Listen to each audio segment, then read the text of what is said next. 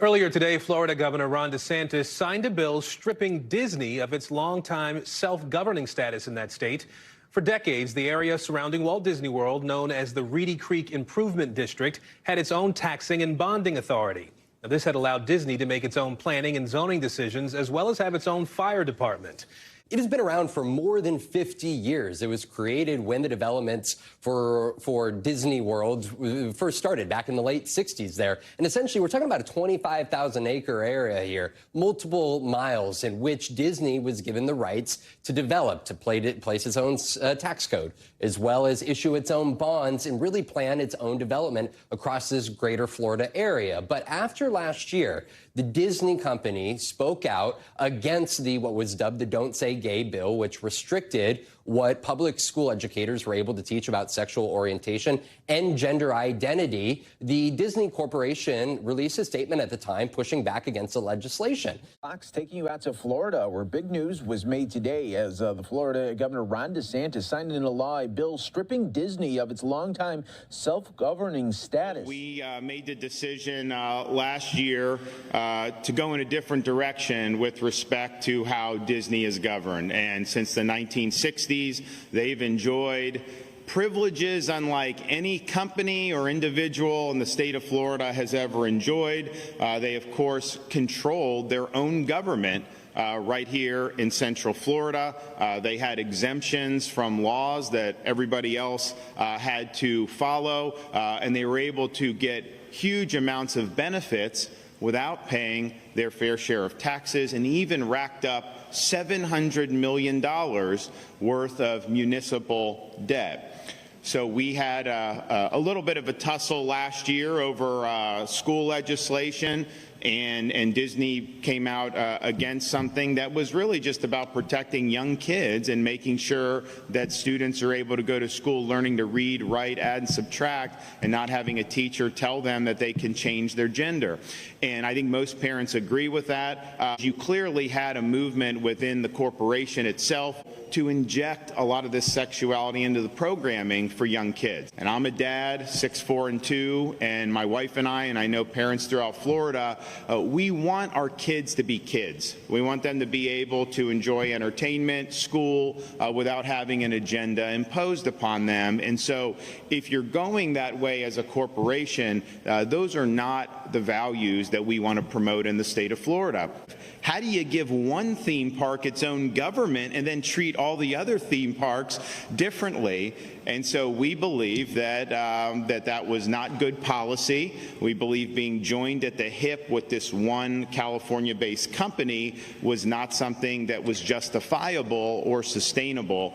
And so we said we're going to do something about it. And so now we're basically, Disney's going to be treated like SeaWorld is treated, or like any of these others, and that's really the fair thing to do. So I'll be signing the bill momentarily, and that will officially end the self-governing status here in Central Florida for Disney. My signature will also end Disney's exemption from the Florida Building Code and Florida Fire Prevention Code. It will end Disney's exemption from state regulatory reviews and approval. It will end Disney's secrecy by finally ensuring transparency about what goes on in this area. It will ensure that Disney pays its fair share of taxes. It will prevent local governments dominated by leftist politicians from using this situation to raise local taxes. Local politicians, particularly in Orange County, were saying that that would mean that the debt of Disney would get dumped on their taxpayers, they would have to do services, and it would cause major property tax increases for people in Central Florida. Now, I rejected that. A lot of media reported that that would happen, and I said that will not happen. And so even though, and I'll announce here who's going to be running Disney on behalf of the state, even though I would like eventually the local governments to just take this, I was not going to put taxpayers at risk, and I did not trust them to be able to handle this at this point. So it's under state control, not local control. They may be able to negotiate something in the future, but right now there will be no additional tax burden on any Floridian in Central Florida or otherwise. And in fact, you have infrastructure feeding into the theme parks that were paid for by all the citizens of Central Florida, and Disney really got a free ride on that. Now they can be taxed for that. So if anything, it's going to reduce the tax burden of people in Central Florida. It also imposes, my signature in this bill will also impose Florida law on this area, just like it's imposed on Universal Studios and SeaWorld and all these other places. And this bill and the structure that we've created in this bill will ensure that the municipal debt that's been racked up will be paid by Disney, not by Florida taxpayers. And so this is what accountability looks like. This is what standing up for Florida taxpayers and the rule of law looks like. So Disney loses self-governing status.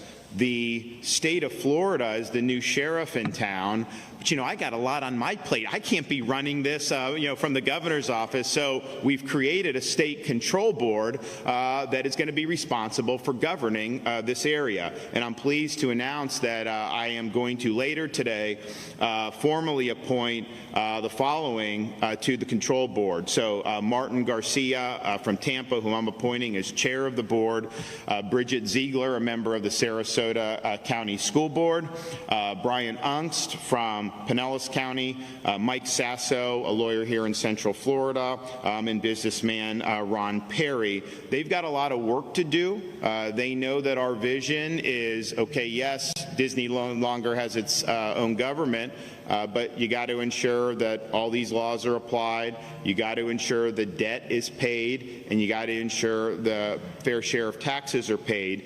And so they're going to be getting to work very soon. There's a board meeting scheduled a week from Wednesday, and so they will be in charge during that board meeting. So buckle up. There's a lot to get done. And one of the things that I've asked them to do when they convene a week from Wednesday is to look at the compensation for the first responders and give them more compensation for doing a good job. And so I hope we'll be able to get that done.